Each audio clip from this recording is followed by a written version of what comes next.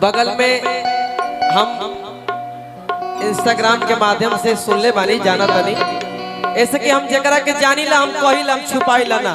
शिल्पी राघवानी जी, सबके दिल से प्रणाम, सबके नमन करते हुए तमाम म्यूजिशियन टीम के प्रणाम, शत्रुघ्न भैया के तमाम टीम के दिल से प्रणाम बा, सबके दिल से प्रणाम बा।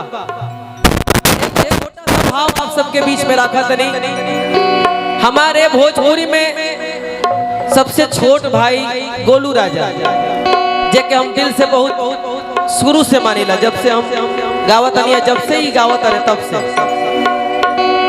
तो दिल से सबके प्रणाम। तमाम भोजपुरिया समाज जे भी बा जौना जाति से बा सबके दिल से प्रणाम करतनी। अगर आप सब अपन घर का लड़का बेटा मानत हो कब देखा थप्पड़ी बजा के आशीर्वाद दे दिया। आशीर्वाद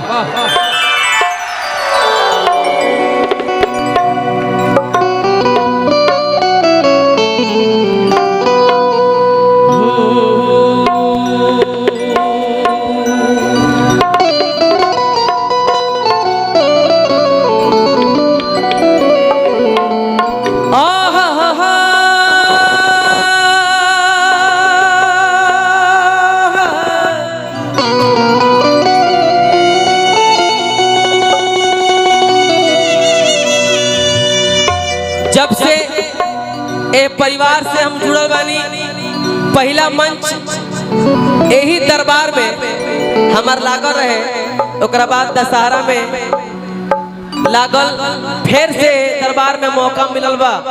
एगो हम गाना गाइला, कहल गइल बा क्षण भंगुर जीवन की कलिका कल प्रात को जाने खिली ना खिली। क्षण भंगुर जीवन की कलिका कल प्रात को जाने खिली ना खिली।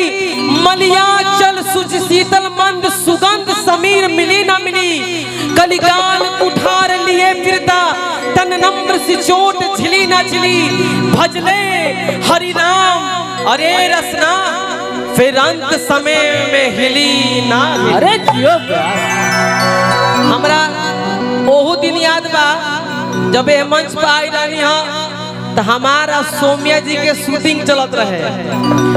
जब टुनटुन बाबू गावत रहले हाँ तो रउआ एगो कहनी है कि बड़ा बढ़िया गाना लगेला कौन दो पासवा धसनी।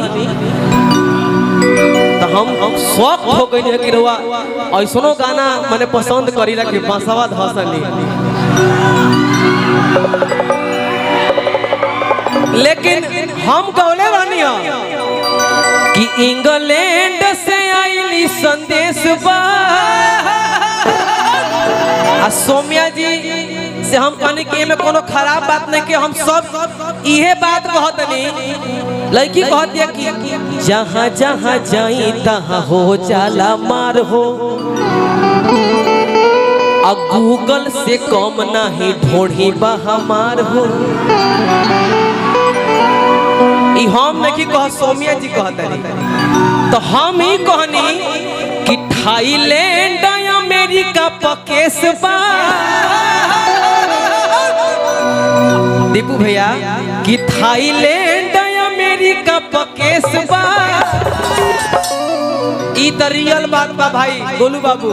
आ तोरा ढोढ़ी के गुलाम पूरा देश बा। अच्छा बाकी ना सही सही बताओ लो। तो आप शूटिंग की इसके लिए बहुत बहुत धन्यवाद। और ये गाना हम गाइब सोमिया जी के लेके, सोमिया जी के लेके मैंने खड़ा करके या दोसर भाव मत समझिए हलो। लेकिन एगो छोटा सा निर्गुण गा दी अगर आदेश हो तब। एगो एगो एगो ले लो भाई ना।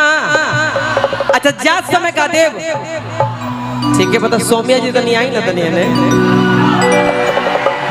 हल्के हल्के तब भैया एक हो जा।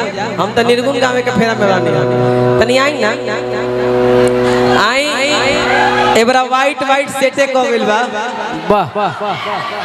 नहीं नहीं बहुत बहुत धन्यवाद कि आप इस मंच पे आई और ये परिवार से आप सदैव जुड़े रहिए। इस परिवार से डिम्पल सिंह जी जुड़ी और आज तक जुड़ी है, तो आप भी जुड़िए। और ये आरा जिला हो आदरणीय अरुण यादव चाचा जी दिल से प्रणाम आदरणीय गार्जियन सबके दिल से प्रणाम, हार्दिक अभिनंदन बंदन, बार बार प्रणाम सबके। अब तक चाचा जी लोग आ गए, लेकिन कोनो बात नहीं, खेत नहीं मार दिया जाओ कि मलाई देख के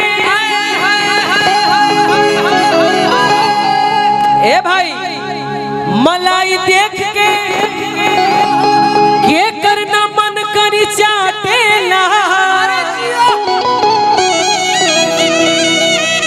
अतना सकेत कपड़ा तोहरा में कैसे आटेला, अपने से पहिरेलू की हयारा जिला वाला लइकवा पहिरावेला, इहे बात हमारा दिमाग में नया हटे। अरे प्यार सौम्या जी कहतरी कि जहाँ जहाँ जाई तहाँ हो जाला मार हो। अच्छा मैं खराब का बा कि गूगल से कम नहीं ढोढ़ी बा हमार हो। अरे एक सेकंड, जेकर तू फैन हो कहाँ बा?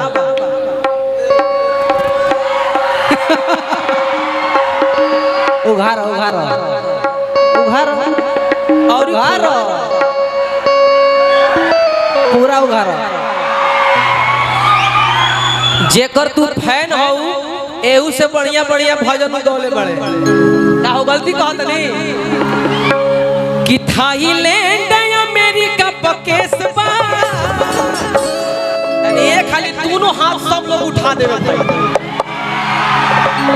जितना ये दरबार में बड़ो सब लोग दोनों हाथ उठा देवे, आ थपड़ी बजे के चाहिए भैया, मोटकिए में रोकी शत्रुघ्न भैया कि थाईलैंड अमेरिका पकेस बा, तनी होने चलो तनी मिजाजगर कलाकार भाई भाई, तनी हमार आई तनी हमार चाम के पर संभालो भैया छोटे बाबा कि थाईलैंड अमेरिका पकेस बा,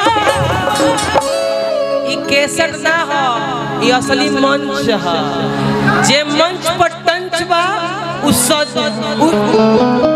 आदरणीय सन्नी यादव चाचा जी प्रणाम, जय हो कि इंग्लैंड से आईली संदेश बा, जैसे हम करेंगे अरे कि तोरा ढोढ़ी के गुलाम,